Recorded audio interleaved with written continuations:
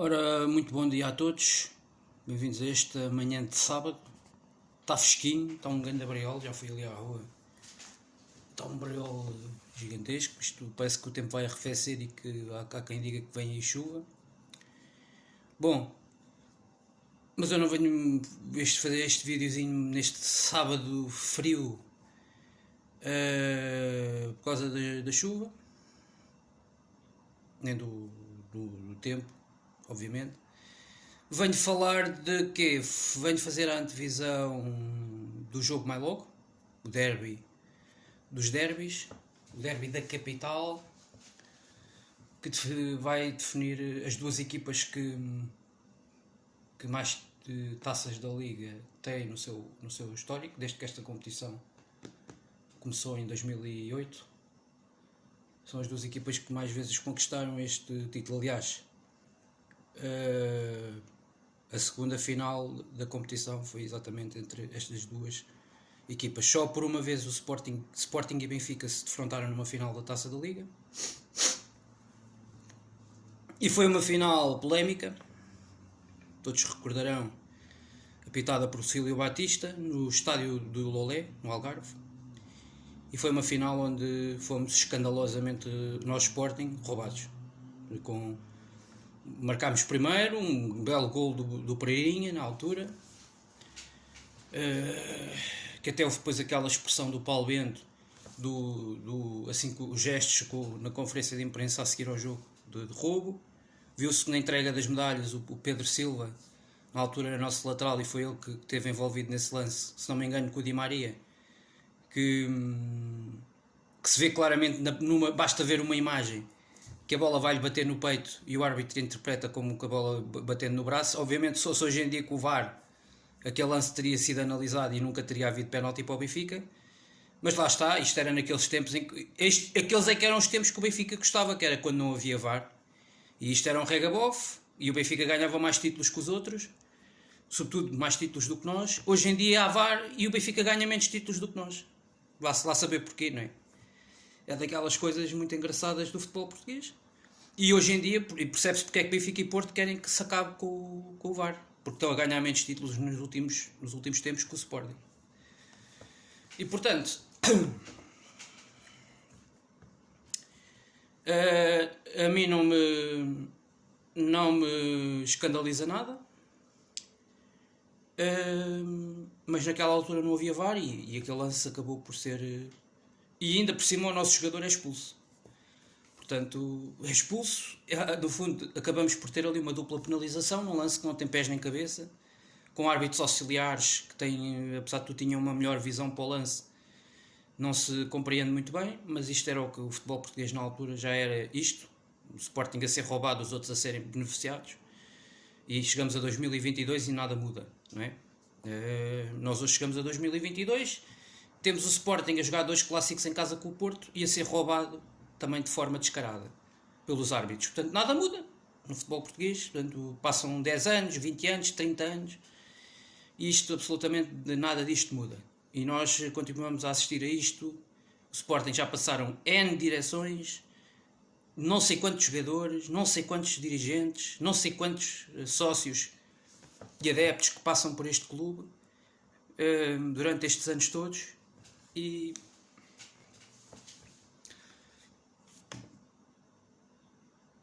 a realidade é que no deve e no haver, no final do dia, continuamos a ser claramente mais prejudicados do que os nossos rivais.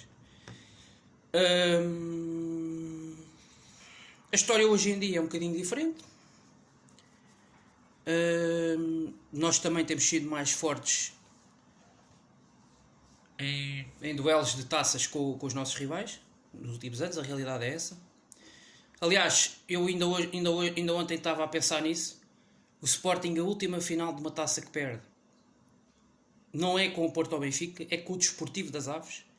E foi na sequência daquela semana negra da história do clube, das invasões à Academia de Alcochete. Foi o último jogo com o Jorge Jesus, ao comando da equipa de Sporting. Aquele jogo da taça com o Desportivo das Aves do José Mota. Foi a última final de taça que o Sporting perde.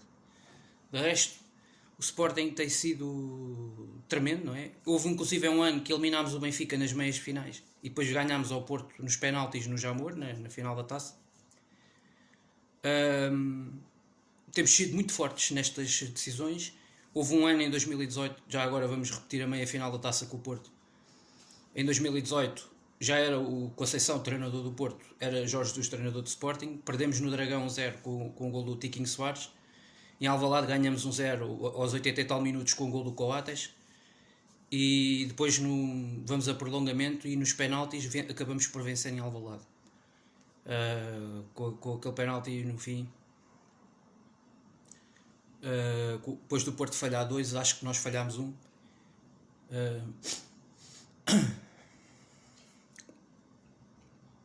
Ganhámos 4, se não me engano, 4-3 nos penaltis e fomos à final da taça. Foi nesse ano que depois perdemos com o Aves na final. E este ano, possivelmente, eu acredito que o vencedor da taça vai muito provavelmente sair deste confronto com o Futebol Clube do Porto em relação à Taça de Portugal, nessa partida das meias finais. Seguramente será o jogo mais difícil que vamos ter nesta taça. Os jogos, aliás, com o Futebol Clube do Porto. Até porque o Porto já se percebeu que está muito forte este ano. No entanto, vai perder Luís Dias, que é uma perda muito forte. Já tinha perdido Sérgio Oliveira. E a realidade é que o Futebol Clube do Porto vai estar mais fraco. Sem o Sérgio Oliveira, sem Corona e sem Luís Dias, é um Futebol Clube do Porto que vai estar mais fraco na segunda volta. E por isso, o que isso não quer dizer nada, mas à partida Luís Dias é um jogador. O Futebol Clube do Porto não tem outro jogador neste momento no plantel ao nível daquilo que o Luís Dias está a fazer. Portanto, é uma perda no plano desportivo tremenda. E que nos dá muito mais chances, não só no campeonato, mas na Taça de Portugal também, não é? Até porque vamos ver como é que o mercado vai terminar neste mês de janeiro. Eu já não digo nada. Eu ainda quero acreditar que ainda venha um reforço para o Sporting. Eu já agora ia dar aqui também uma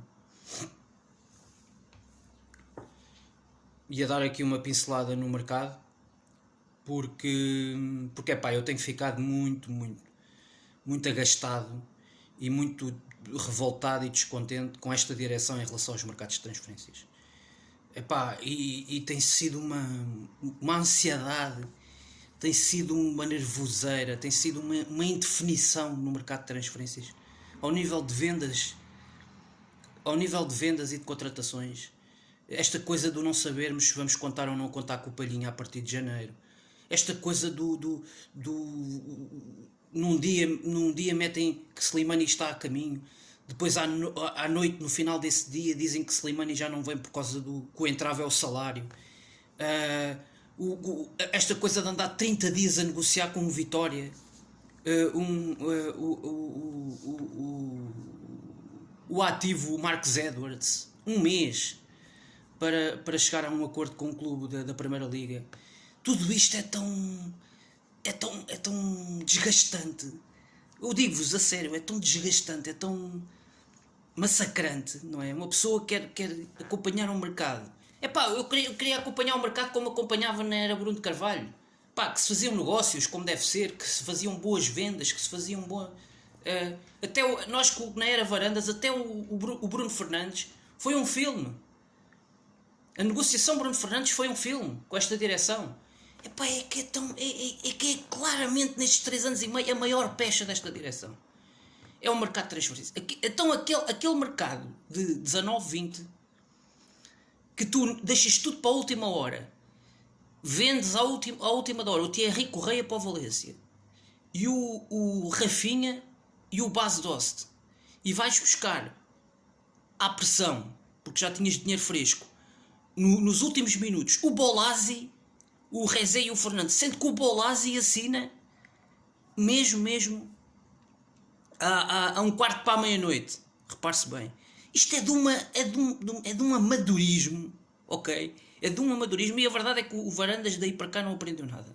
O que é que melhorou no Sporting ao nível das contratações? Foi a chegada do Amorim.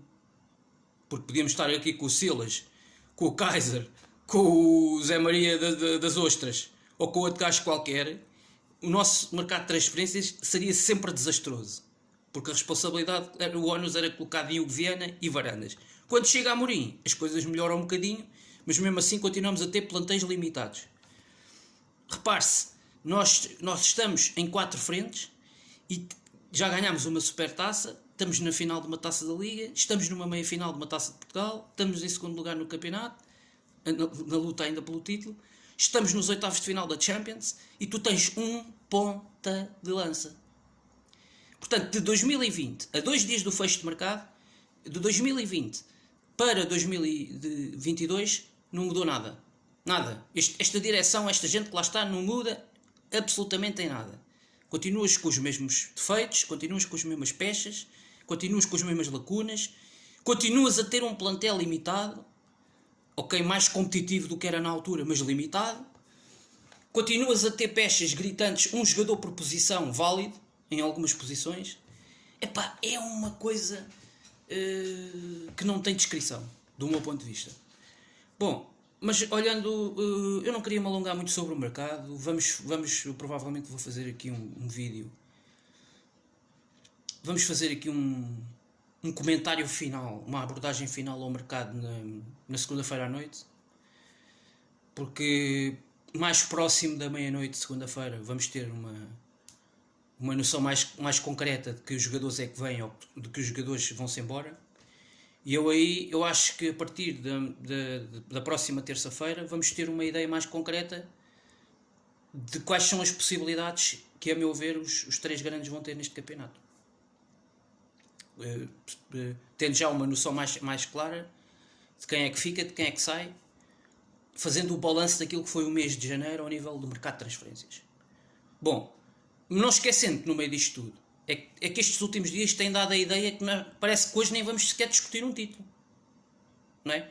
Esta coisa toda com o mercado, esta coisa toda com o Slimani, parece que não vamos discutir um título e mais logo vamos ter uma final de uma taça da Liga. Portanto, isto dá-nos um bocadinho a ideia para os clubes qual é a valorização que existe desta taça da Liga. É quase nula. Esta coisa de um jogador no mercado ser um rumor e ser uma notícia veiculada em sites e em jornais a dizer que ele está quase a chegar é mais importante do que uma final de uma taça da Liga. Pá, isto mostra um bocadinho que a valorização desta competição em Portugal tem sido muito escassa, digamos assim. Dito isto, de qualquer maneira, Dito isto, de qualquer maneira, estamos a falar de um derby. Sporting Benfica, jogado em campo neutro.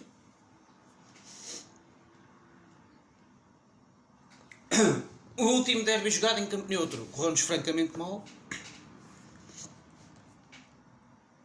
Levámos 5-0 do nosso rival e foi é preciso dizer, foi um autêntico desastre, sobretudo a nossa segunda parte desse jogo, no Algarve.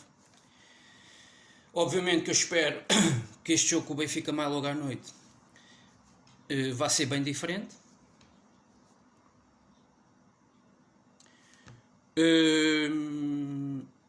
Eu estou minimamente confiante, porque apesar de tudo não nos podemos esquecer que há mais ou menos 2 meses atrás fomos ao estádio do nosso adversário, rival, e vencemos com categoria, de forma categórica, por 3-1. E fomos um jogo que não tínhamos 2 dos nossos melhores jogadores, na altura Coates e Palhinha. Fomos com o Luís Neto e o Garte e fizemos um jogo absolutamente extraordinário. A todos os níveis. Em todos os itens da partida dominámos completamente o nosso adversário. Obviamente que isso, o nosso histórico em taças contra os nossos rivais e tudo mais, tirando esses 5-0 que levámos do Benfica na Supertaça, nós nas taças temos tido claramente supremacia sobre o Benfica e Porto. Aliás, também já tínhamos ganho uma Supertaça ao Benfica no Algarve em 2015 com o Jorge Jesus, quando o Jorge Jesus troca um clube pelo outro, e quando o Rui Vitória pega no Benfica e o Benfica perde connosco a final da Supertaça, numa final, já agora é preciso ser dito, onde nós fomos muito superiores, podíamos ter ganho por 2 ou por 3 e ganhámos só por 1, porque isto é o costume no Sporting, não é? A tal eficácia que eu falo. se calhar temos que começar a investir em pontas de lança que marquem golos a sério, e aí vamos começar a ganhar os nossos rivais mais à vontade. Enquanto isso não for feito, andas sempre a ganhar à rasquinha, porque tens um Paulinhos e tens esta metralhada toda que com a baliza aberta conseguem tirar bolas ao lado, e portanto o problema é esse. Portanto, enquanto não se perceber que esse é o problema, e enquanto tivermos um treinador que acha que o Paulinho é o melhor avançado do nosso campeonato, do nosso futebol, acho que vamos mal, vamos no mau caminho. Portanto, mas eu provavelmente, como eu vejo que este é um treinador de ideias fixas, vamos ter que levar com o Paulinho enquanto ele continuar a ser treinador do Sporting. E portanto, ele será sempre a primeira escolha.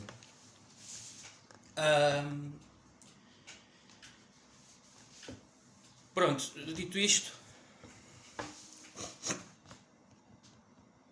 no geral temos tido supremacia sobre o Benfica e Porto nas taças. Aconteceu de facto essa supertaça com o Benfica, com o Futebol Clube Porto já não me lembro uma taça que tenha corrido mal, uma eliminatória, porque nós já perdemos no Dragão numa discussão numa taça de Portugal, perdemos por 1-0, mas depois ganhámos em Alvalade e depois acabámos por vencer nos penaltis. No ano passado voltámos outra vez a vencer o Porto na meia final da Taça da Liga nos últimos minutos. Portanto, nós com o Porto nas taças e com o Benfica levamos supremacia, claro. O Benfica, apesar de tudo, em termos dos resultados e jogos, a coisa é mais equilibrada. Por exemplo, em 2019 com o Benfica do Laje perdemos na Luz 2-1, mas vencemos em Alvalade 1-0. Na Supertaça perdemos 5-0, mas depois vencemos, por exemplo, em 2015 com o Jesus 1-0. Na Taça de Portugal, nesse mesmo ano, em 15-16, vencemos o Benfica em Alvalade 2-1, com recurso ao prolongamento. Portanto, tu nas taças tens supremacia sobre o Benfica, só que os confrontos são mais equilibrados do que o Porto. Com o Porto do Sérgio Conceição, as taças é quase tudo nosso. E com o Benfica são os duelos mais equilibrados. O Benfica, apesar de tudo, tem sido superior a nós no campeonato. Mas, no entanto, nestes últimos 2 anos, a coisa não é bem assim.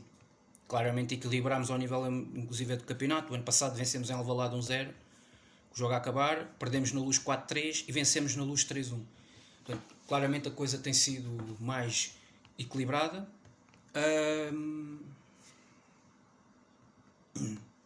E nivelámos ao nível mesmo dos campeonatos, dos confrontos nos campeonatos. Com o Futebol Clube Porto não, o Futebol Clube Porto no Dragão, a maior parte das vezes perdes, e aqui em Alvalade não tens ganho muitas vezes ao Porto. Esse é que é um facto. Não ganhas ao Porto em Alvalade desde 2016, 2017. Com o Jorge Jesus ganhaste 2-1. Não ganhas ao Porto. Pá, é uma coisa que para mim não tem pés nem cabeça. Um Futebol Clube Porto com uma defesa fraquíssima e tu não consegues ganhar este Porto. Portanto, este Porto do Conceição não tem sido nada de extraordinário e tu em 4 anos a jogares em Alvalade contra este Porto, em 19-20 tinhas tudo para ganhar, criaste 50 oportunidades de gol, não consegues ser eficaz contra este Porto em casa. Este ano, na primeira volta, podias estar ao intervalo a ganhar 3-0 ao Porto, mais uma vez não és eficaz, e são N pontos que tu perdes em casa com o Futebol Clube Porto para o campeonato.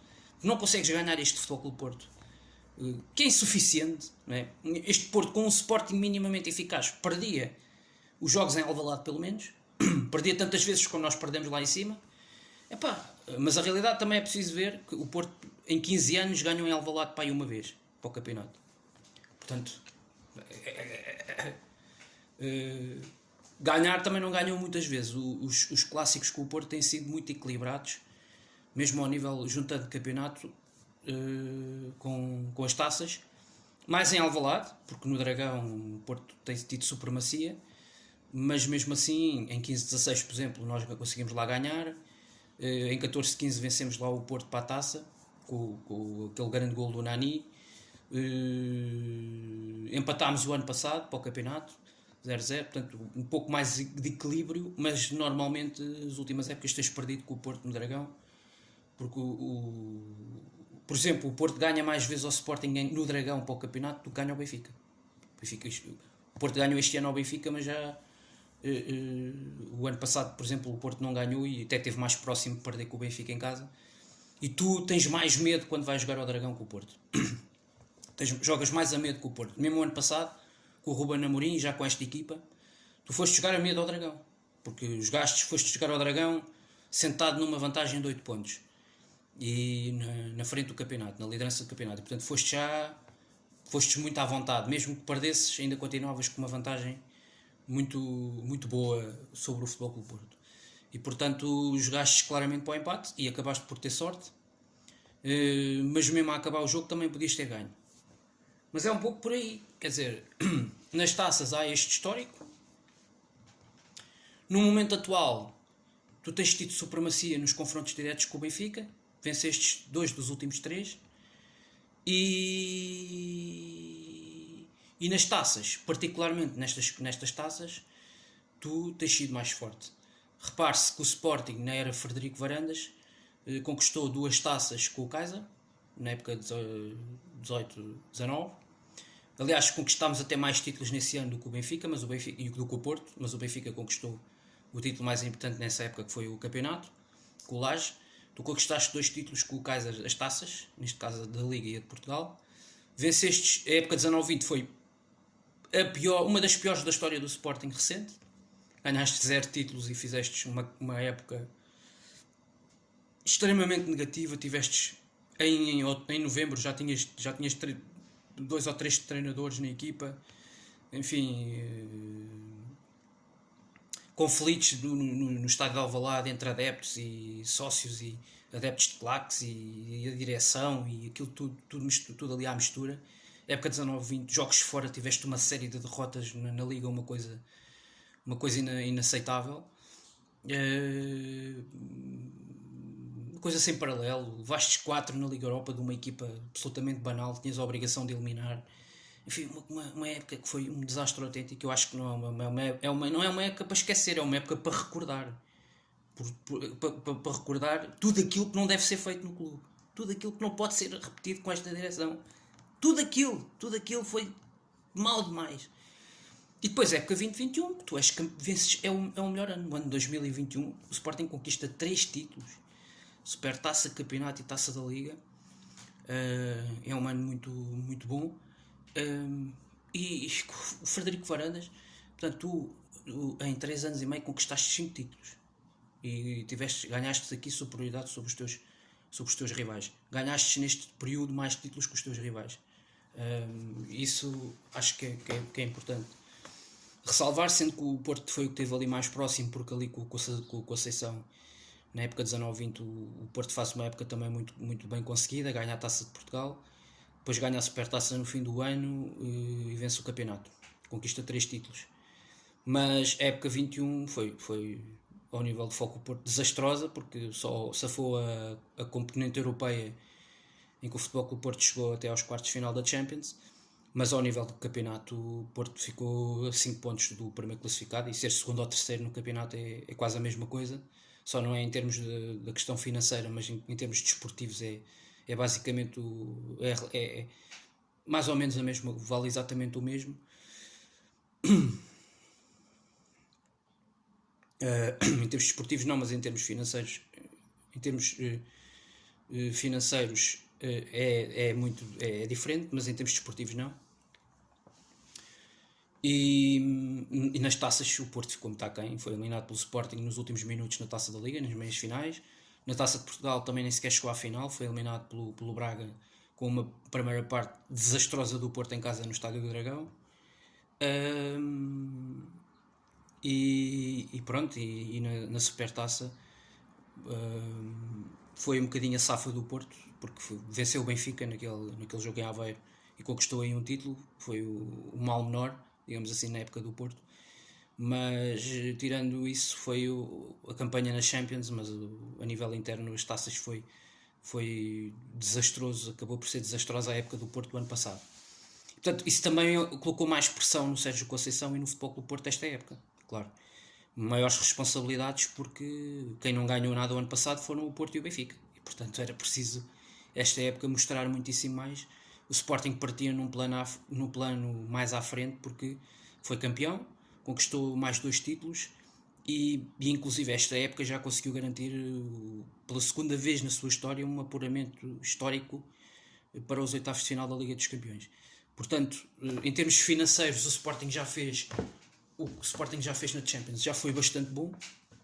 Venceu 3 jogos num grupo que era difícil e conseguiu fazer um encaixe financeiro interessante. Já tinha conseguido um encaixe financeiro razoável com a entrada direta na Champions, sendo campeão nacional. Depois, com a prestação e com 3 vitórias na fase de grupos, isso foi claramente muito melhor. E depois do apuramento para os oitavos de final da Liga dos Campeões, no segundo lugar do seu respectivo grupo, também deu ao Sporting mais uma verba financeira adicional muito importante nas contas do clube. Claramente isso equilibra as contas. Já nem vou falar da dívida que o Rafael Leão tem para pagar ao clube, que já, pelo que se consta, já vai para aí nos 20 milhões de euros, e portanto 20 milhões de euros também no Sporting, vindos do Rafael Leão, também já é mais uma quantia bastante assinalável, creio eu. Nos últimos anos o Sporting não vendeu, por exemplo, muitos jogadores por 20 milhões de euros, só para termos uma ideia do que é que são 20 milhões de euros nas contas do clube atualmente. E portanto, no plano desportivo, no plano financeiro, o Sporting já fez o que tinha a fazer esta época, a meu ver, com aquilo que fez na Liga dos Campeões e com a soma financeira que já conseguiu ganhar, não é? E que agora faz essa gestão. A questão do negócio Nuno Mendes, com o Paris Saint-Germain, também é outra aqui que pode valer aos nossos cofres 40 milhões. Portanto, acho que no plano financeiro o Sporting esta última época e meia estabilizou. No plano desportivo ganhou mais títulos que os rivais e portanto isso quer dizer alguma coisa. Quer dizer que só que há um progresso. E no comparativo com as últimas épocas. E hoje este Sporting do Amorim está mais preparado e habilitado para se bater com os rivais diretos na luta por títulos e para ganhar títulos. Está nas finais, isso parece-me que não é uma coisa de sua menos importância. Está nas finais e hoje vai disputar títulos com os rivais ou com adversários de menor dimensão para os ganhar e a provar que os consegue ganhar no campo. Portanto, isto não há aqui jogos de bastidores, não há aqui influências aqui por fora ou nos corredores do futebol jogado fora das 4 linhas. Não. O Sporting, com a sua estratégia, com uma estrutura que está mais profissionalizada,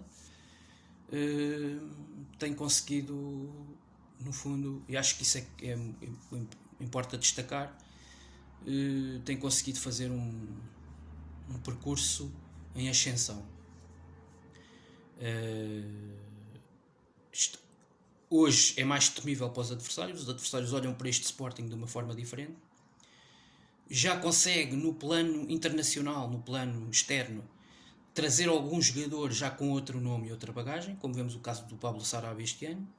Os jogadores já se começam a interessar mais por vir jogar para um Sporting, que é muito mais forte, está muito mais pujante a nível interno, e a nível europeu vai fazendo umas coisas engraçadas na Liga dos Campeões, não é? E o Ruben Amorim com isso também sai a ganhar, porque se valoriza também enquanto treinador. Já nem falo na vertente da comunicação, onde ele é um master, autenticamente.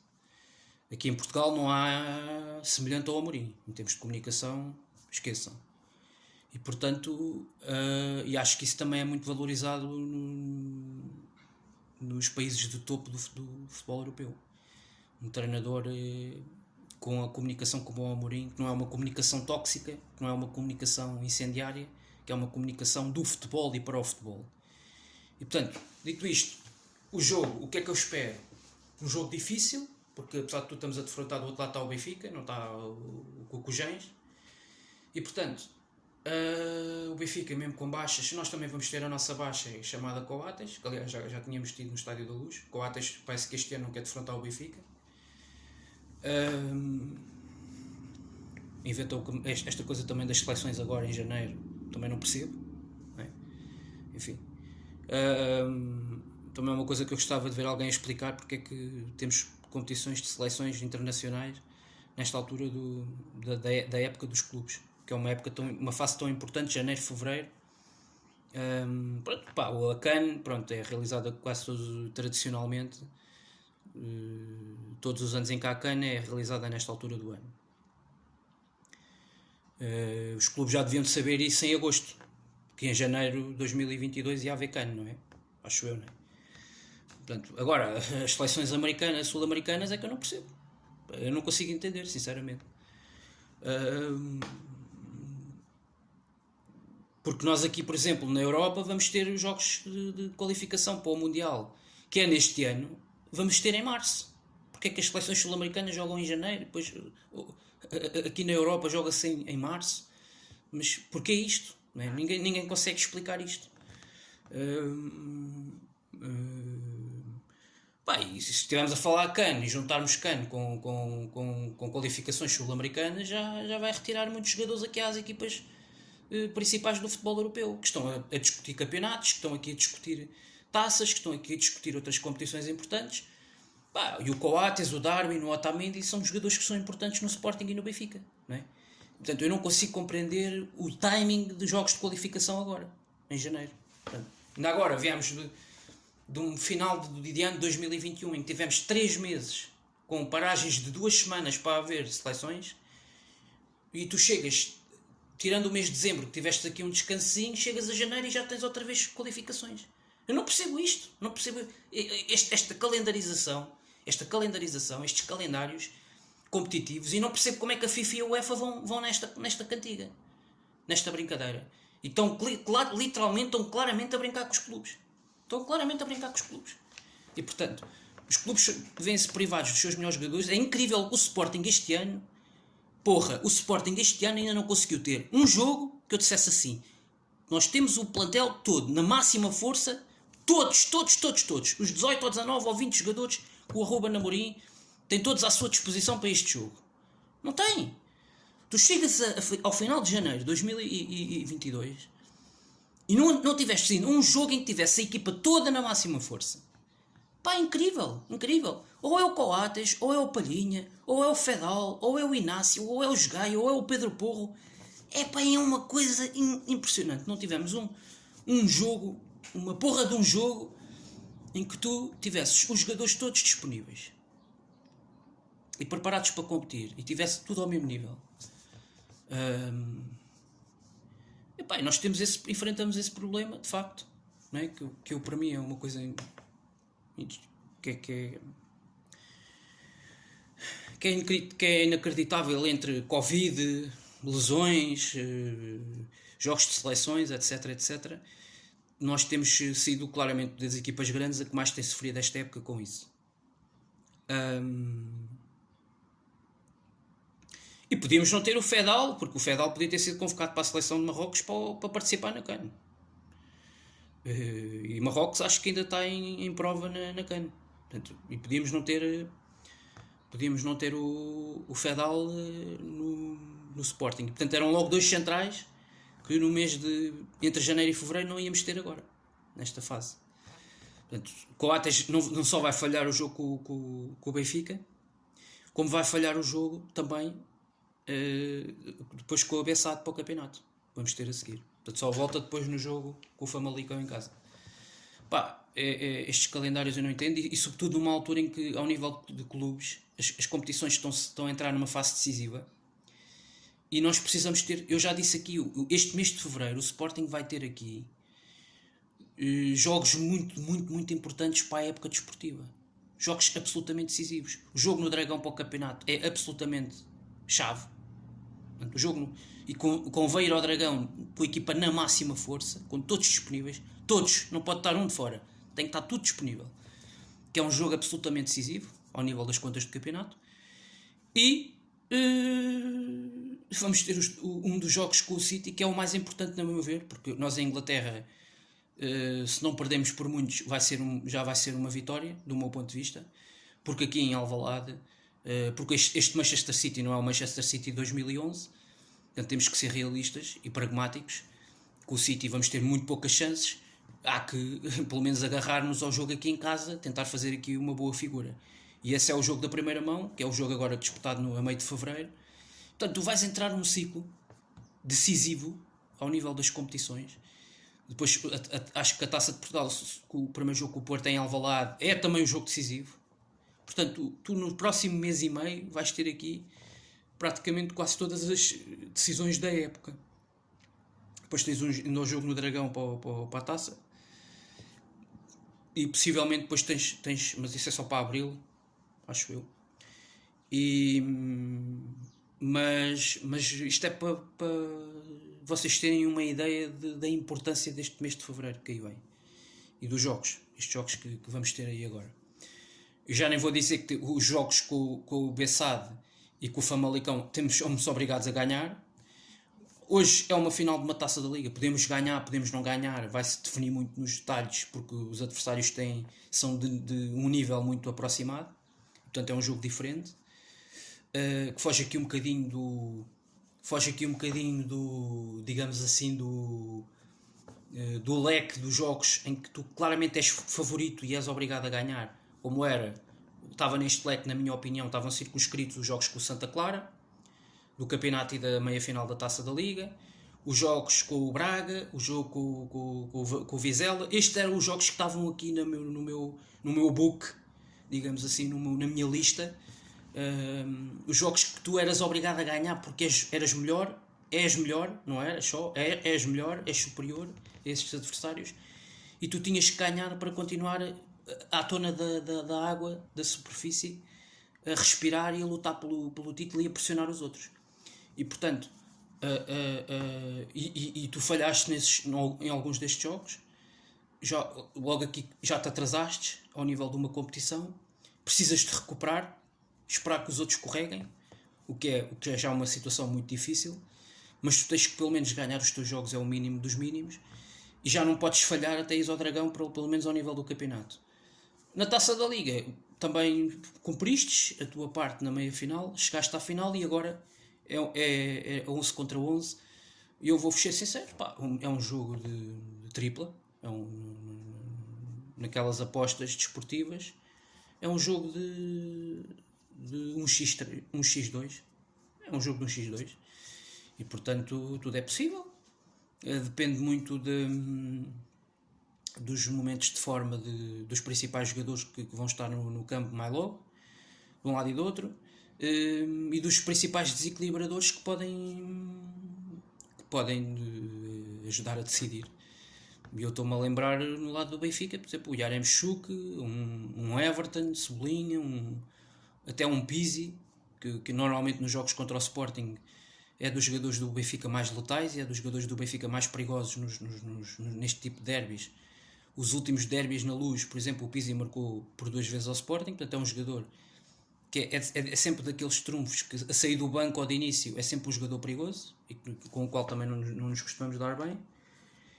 Mas um Pizzi, face às ausências que são dados adquiridos, que são sobretudo da frente de ataque do Benfica, dos mais perigosos, o Rafa e o Darwin, são duas grandes ausências na frente de ataque do Benfica, indiscutivelmente, e o Seferovic. Mas o Darwin, o Yaremchuk, o Everton e o Pizzi são três dos jogadores pelo qual pode acontecer qualquer coisa. Do lado do Sporting tens os exemplos do Sarabia, tens o exemplo do Pedro Porro à direita, com este regresso, já sabemos que um lateral muito forte neste tipo de duelos, neste tipo de jogos, é sempre um jogador que se motiva. E tens o exemplo do Pedro Gonçalves, portanto, que é um jogador que também já nos tem demonstrado que contra o Benfica faz a diferença. Na Luz, no jogo de há 2 meses, fez uma grande assistência a desbloquear o jogo para o Sarabia. São os principais criadores de jogo do Sporting. E depois o ano passado marcou 2 golos na Luz, o Pote. Portanto, neste tipo de jogos, essas são as grandes ameaças às defesas dos respectivos adversários. E portanto é um jogo de tripla, é um jogo de equilíbrios, mas onde eu creio que apesar de tudo consigo encontrar um ligeiro favoritismo do Sporting por 2 razões muito concretas. O Sporting em taças tem sido superior aos seus rivais e tem ganho mais taças do que os outros. E sobretudo em meias finais, em finais com o Benfica e com o Futebol Clube Porto, na hora H, seja em penaltis, em jogo jogado, em lances de bola parada, o Sporting acaba por ser superior aos adversários e acaba por fazer o suficiente para os derrotar e tem ganho mais taças. Portanto, o Sporting ganhou, embora tenha havido, já houve aqui 2 finais de taças entre Benfica e Porto, é verdade, já houve aqui finais entre Benfica e Braga, mas o Sporting é aquele que chega às finais e normalmente ganha. Portanto, eu já disse aqui, a última que no Sporting não ganhou foi em 2018 com o Desportivo das Aves do José Mota. Foi a última que o Sporting perdeu e em 2018. Portanto, já lá vai um tempinho bom. Já lá vão praticamente 4 anos. Daí para cá o Sporting vai a finais e ganha. Portanto, por esse lado eu acho que o Sporting tem uma ligeira superioridade sobre o Benfica, e depois porque acho que o Sporting este ano está numa fase melhor que o Benfica, apesar de não estar a jogar, não tem jogado tão bem nos últimos tempos, tem sido uma equipa que tem oscilado mais, mas ao longo desta época, se formos a fazer um apanhado daquilo que foi a primeira volta da temporada, a época do Sporting é melhor que a do Benfica. Portanto, acho que a equipa do Sporting... E depois há outra questão muito importante, é que o Benfica tem mais baixas de peso para este jogo hoje do que o Sporting. Desde logo, Darwin, Otamendi e Rafa são, na minha opinião, este ano, tirando aqui o Lucas Veríssimo, que já não vai jogar mais esta época, para mim, os 3 jogadores do Benfica com a melhor produção e mais consistentes em termos daquilo que tem sido o seu nível apresentado. No caso do Sporting, Coates, que é claramente um dos melhores jogadores do plantel, sem dúvida, mas o Sporting já demonstrou que é capaz de ganhar a este Benfica, mesmo sem 2 dos principais jogadores disponíveis para esse jogo, Coates e Palhinha, no Estádio da Luz. E, portanto, o Sporting tem mais jogadores que são capazes de substituir essas baixas determinantes na equipa do que o Benfica. E o Sporting se recuperou aqui Pedro Porro, que eu acho que é um jogador que faz toda a diferença, estando ele ou não estando ele ou estando o Gaio, ou estando os Esteves, é completamente diferente. Portanto, do meu ponto de vista, acho que o Sporting, por essas 2 razões muito concretas, é favorito sobre o Benfica ligeiramente. Acho que por estas questões muito simples, por ter a equipa mais próxima da sua máxima força, não ter aqui baixas de grande vulto, e porque nas taças tem dado demonstrações umas atrás das outras de que acaba por ser superior aos seus rivais, e mesmo em confrontos diretos com Benfica e Porto, o Sporting acaba por levar a melhor. Portanto, dito isto, está aqui feita a antevisão da final da Taça da Liga mais logo. Espero que obviamente o meu Sporting ganhe, vai ser seguramente um grande jogo e pode ser o 4º título na era Ruben Amorim. Eu gostava de voltar a frisar isto, em ano e meio, 4 títulos, que é o que pode ganhar, juntar 2 taças da Liga, conquistar o Amorim, ele sozinho, 3 taças da Liga seguidas, que seria absolutamente extraordinário, igualaria ao feito de Jorge Jesus no Benfica, nesta competição. E nos últimos anos o Sporting na Taça da Liga tem sido claramente superior aos demais neste futebol português. Está numa fase em que está claramente por cima, está muito mais competitivo e está nas frentes todas, e tem sido uma equipa muito forte, e eu espero uma grande final, mais logo. Depois logo farei depois aqui um rescaldo daquilo que for esta final. Portanto, desejo a todos um ótimo sábado para vocês, e que seja logo um grande derby, que ganhe o melhor, sem grandes casos de arbitragem já agora, para não repetir aquilo que foi aquela vergonha de 2009, e que o Sporting possa ser vencedor e que possamos aqui conquistar o 2º título da época, juntando à Supertaça em agosto. Seria fantástico e seria um boost de confiança e de embalagem determinante para o que falta da época, e que ainda é muita coisa. Estamos em várias frentes e ainda temos 3 frentes a defender.